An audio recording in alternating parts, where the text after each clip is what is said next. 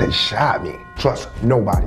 I really did believe at one point, up until I got shot, that no black person would ever shoot me.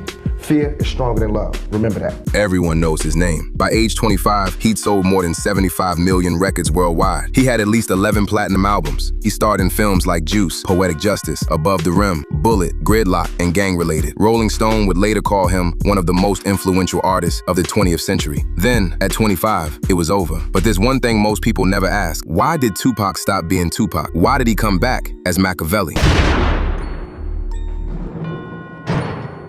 They shot me. Straight up, I just kept thinking, they really did shoot me. I really did believe at one point, up until I got shot, that no black person would ever shoot me. I was their representative. I believed that, I didn't have to fear my own community. I was like, I represent them. I'm their ambassador to the world. They would never harm me. They would never rob me. They would never do me wrong. That's not true. I'm just one man. So I just thought about how it would change. What would I do? How can I make them sorry that they ever did this to me? You know what I mean? How can I come back like 50 times stronger and better? That betrayal shattered more than his body. It shattered the belief that loyalty keeps you safe. In that moment, the man who thought love protected him realized something else controlled people, something colder. Trust nobody. Trust nobody. Fear is stronger than love. Remember that. Fear is stronger than love. All the love I gave didn't mean nothing when it came to fear. He didn't say that out of anger. He said it out of understanding. What happened next, locked in a cell, reading, reflecting, would give him a new playbook. The world knew Tupac, but it was in prison that Machiavelli was born. And the philosophy he found there explains everything that followed. But before we go any further, there is one question that nobody has ever properly answered. Why would one of the most famous men on earth walk out of prison and kill his own name? The day I got out of jail, it was a motherfucking problem to be where the fuck you was from. The day I stepped out, that's power. I want these little niggas to see that. I didn't get that power from guns because there's no guns in jail. I got that power from books and from thinking and by strategizing. That's what I want little niggas to see. Like you represent, we got love for you. It was love. It was out of that love that I was like, yo, thug life is dead. I was like, while I'm in jail, this is going to jail with me. Nobody has the power. Nobody is like me. That show you what type of niggas you dealing with. Only thing they like is the sound of an Italian nigga's name. The Italians I speak about, we're really truly great men. And I find any great man, black or white, I'm gonna study him, learn it so he can't be great to me no more. Like Machiavelli. And that's why I don't say my name's not Machiavelli, my name is Machiavelli. I took it, that's mine. The easy answer is anger, betrayal, revenge. That's what most people say. That's what most people believe. But here's the problem with that answer. Anger doesn't make you legally change your name. Anger doesn't make you study 15th century Florentine political strategy. Anger makes you react. What Tupac did was the opposite of reaction. Most people don't know this. Machiavelli wasn't a rap name. It wasn't a rebrand. It wasn't a marketing decision. Tupac Shakur legally changed his name while incarcerated in a government office on paper. The old version of himself officially declared dead before anyone even knew he was gone. This wasn't a man who came out broken. This was a man who came out with a plan, and he wanted everyone to know it. Remember this lack of a conscience when I come out. Remember this lack of mercy when I come out. Remember this lack of compassion when I come out. So as far as everybody, there is no mercy in my heart. You know what I mean? I'm not out here on no wild shit like I was before. This is not the same Tupac. Believe me. I murdered thug life and gave birth to the outlaws. I'm really into books. I'm into the part. Right now, I'm into Mastering the Art of War, I just found all these new books. Thoughts of a General, How to Win an Argument Every Time, The Buying of a President. What's that book I got? The Russian guy? Stalin, I got that. Christopher Darden book. You'll Never Work Again in Hollywood, whatever that is, when they talk about people that slept together. I'm reading that. A lot of different things, but mostly shit on what built generals and what made countries and what I want to read what Clinton knew. That's not anger talking. That's not pain. That's a man who went into a cell reactive and came out with a philosophy. And that philosophy had a name, 500 years old, written in Florence, by a man who understood power the way most men understand breathing. Niccolò Machiavelli. Machiavelli wrote The Prince in 1513, a forensic manual on how power actually works. Not how we wish it worked, not how they teach it in school, how it actually works. Tupac found it in a prison cell, and it answered every question the streets never could. Machiavelli said this, and Tupac underlined it. Pre-prison Tupac wanted to be loved by the streets, by his crew, by the industry, by everyone. And love almost got him killed in a lobby, surrounded by the people he trusted most. So he made a decision, in that cell, on that floor, with that book. Fear over love, strategy over emotion, architecture over reaction. But here's what nobody told you. That name wasn't chosen randomly. Rearrange the letters of Machiavelli. Go ahead, pause if you need to. A.M. Alive K, a coded message, hidden in plain sight, from a man who studied a philosopher who faked his own death to fool his enemies. That's real for you. That's so real. I made a metamorphosis. I'm a new person today. Because I used to strongly and honestly, I feel like I could represent my generation so much because I honestly did not care whether I lived or died. But now, I cannot die with people thinking I'm a rapist or a criminal. I can't leave until this shit's straight. But here's what nobody talks about. He didn't just change after prison. He planned a transformation before the cell door ever closed. Listen to this. He said this before he went in.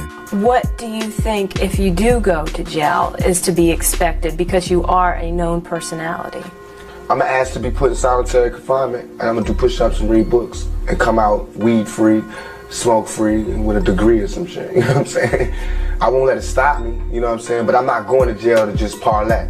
If I went to jail, best believe it's not like I'm gonna have a problem in jail. I got love there, you know what I'm saying? I got love from thugs and the street dudes. And I can go to jail and probably organize a riot, you know what I'm saying? But that's not what I wanna do. If I have to go to jail, I don't even wanna be living. I wanna just cease to exist for however long they have me there. And then when I come out, I'll be reborn, you know what I'm saying? I'll be taking less problems. And my mind will be sharper and the venom will be more potent. He said that before the verdict, before the sentencing, before the cell door closed. Most men fall apart when the judge reads the sentence. Tupac was already drawing the blueprint. Prison didn't create Machiavelli. It just gave him the silence to finish building him. That's not resilience, that's architecture. And what he built in that silence would change everything that followed. I mean, when he called me and I went to go visit him in jail, he could have passed in jail before we had the opportunity to do all the stuff we did. To me, if it was 11 months, it seemed like 50 years. Because, I mean, it's like, it was non-stop. 50 years and 11 months. That's how Suge Knight described it. But here's what nobody understood about those 11 months. Tupac wasn't just surviving, he was executing. Most people called it desperation, signing to death row, taking Suge Knight's money, walking straight into the most dangerous label in the most dangerous industry in the world. They thought he had no choice. They were wrong. He had every choice. And he chose this one deliberately. Machiavelli wrote about this in chapter 12 of The Prince. A wise ruler never relies on mercenaries permanently, but he uses them when he needs them. Their strength, their muscle, their resources. Then he builds something of his own before they can turn on him. Tupac didn't sign to death row out of weakness. He used Suge Knight the same way a general uses an ally he doesn't fully trust, temporarily, purposefully, with his eyes completely open. I want the album cover to be me on a cross. Because I feel I've been being crucified. I'm here to be crucified like Jesus. He said, I'm not clowning the religion or nothing, but that's what I feel. And I told him, you know, as usual, I'll handle it for you. So I called Whiskey and he and our art department, and they done it. And Machiavelli is like, he feel better about that album than he do All Eyes on Me. Wow. He said, because you know, I'm speaking so real. Hear that? He felt better about Machiavelli than All Eyes on Me, the album he recorded in 7 days, under a dead man's name, on a label he was already planning to leave. That's not an artist making music. That's a strategist extracting maximum value before moving to the next position.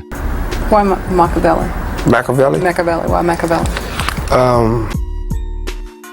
Even Suge Knight knew Machiavelli wasn't a rap name. It was a declaration of war strategy. The greatest generals, the ones who understood power not as a feeling, but as a system to be studied and deployed with precision. That's what Tupac was building the moment he walked through those prison gates. Not a comeback, an architecture. Machiavelli said a prince must be both a lion and a fox. The lion to frighten the wolves, the fox to recognize the traps. At death row, Tupac was both simultaneously, using Suge's muscle as the lion, while his mind worked as the fox. Building Machiavelli Records, planning his exit, recording 200 songs, all while the world thought he was just another rapper who got lucky getting out of jail. But here's what nobody understood about those 11 months. He wasn't just making music. He was building a legacy large enough to outlast whatever was coming for him next. And somewhere deep down, he already knew something was coming. So now it's a fun little game that I cry at sometime, I laugh at sometime, I smile, I have good times and bad times. Let that land for a second. The most dangerous man in hip-hop, at the height of his power, calling it a game, and admitting he cries at it. That's not weakness. That's a man who already knows how the story ends, and chose to keep playing anyway. And my choices have already been made, even if I want to change it.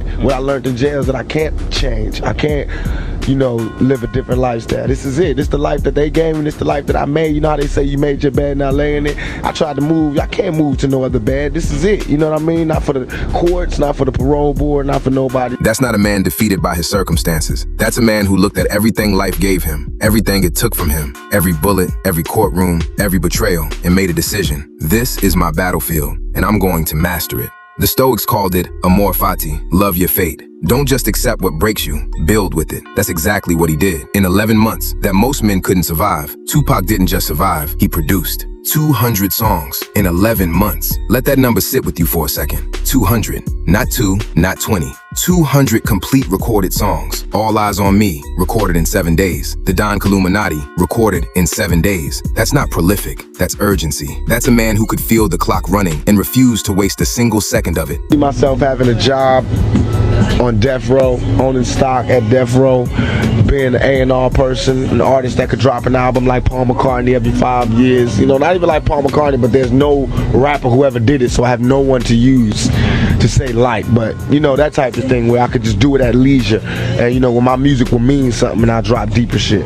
That, I have my own production company, which I'm close to right now, doing my own movies, have my own restaurant, which I got right now, with Alanis and Suge and Snoop, and just expand. I'm starting to put out some calendars. I got a publishing company and put out some calendars for charity. I'm gonna start a little youth league in California so we can start playing some East Coast teams. 5 years from now, 10 years from now, he was planning decades ahead, building businesses, building labels, building a youth league, building a legacy so large that even if something happened to him, the architecture would remain standing. That's not just ambition. That's a man who understood what Machiavelli meant when he said, a prince must think not only of present disorders, but of future ones. Tupac wasn't just living in 1996. He was building for 2006, for 2016, for right now, this moment, you watching this video. That's the legacy he was constructing in those 7 days in the studio, in those 200 songs, in those plans for restaurants and youth leagues and production companies. But underneath all of it, underneath the plans and the vision and the 200 songs and the empire he was building, there was something else, something he only said once, in a radio interview, almost in passing, like he didn't want to draw too much attention to it. It's this game of life.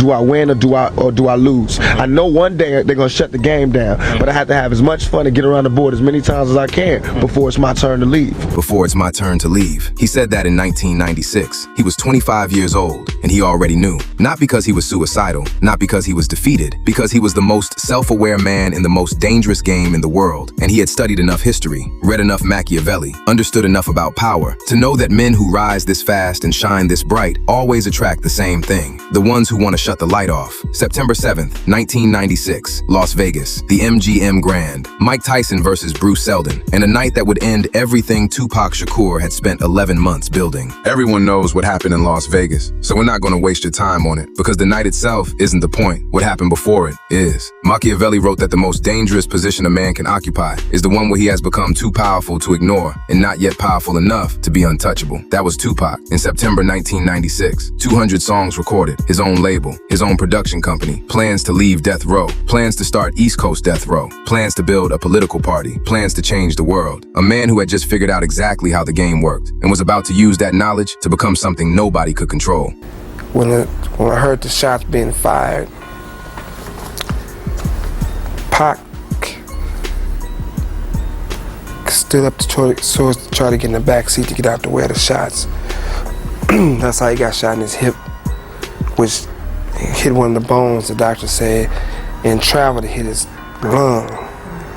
When he stood up, I grabbed him and said, "Get down," and covered him. 6 days later, September 13th, 1996, Tupac Amaru Shakur was pronounced dead. He was 25 years old, and the most dangerous version of himself had only existed for 11 months. Machiavelli said it himself, the prince who rises too fast always attracts the same fate. Not because he was wrong, because he was right, and the people who needed him wrong couldn't afford to let him keep going. So why Machiavelli? Not because he liked the name, not because it sounded hard. Because Niccolò Machiavelli, the man who wrote the blueprint on power, allegedly faked his own death to fool his enemies, disappeared, let them believe the threat was gone, and came back more dangerous than before. Tupac read that in a prison cell, and didn't just take the philosophy, he took the name, rearranged the spelling, hid a message inside it, A.M. Alive K, named his final album, The 7-Day Theory, after the 7 days Machiavelli allegedly took to return, put himself on the cross on the cover, staged his own symbolic death before the real one came. Whether he survived or not, that's not the point. The point is this, a man who went into prison reactive came out with a philosophy. A man who led with love came out understanding power. A man the world tried to silence built a legacy so deliberately constructed that 30 years later, we're still talking about it. That's not an accident, that's architecture. That's Machiavelli, that's the doctrine.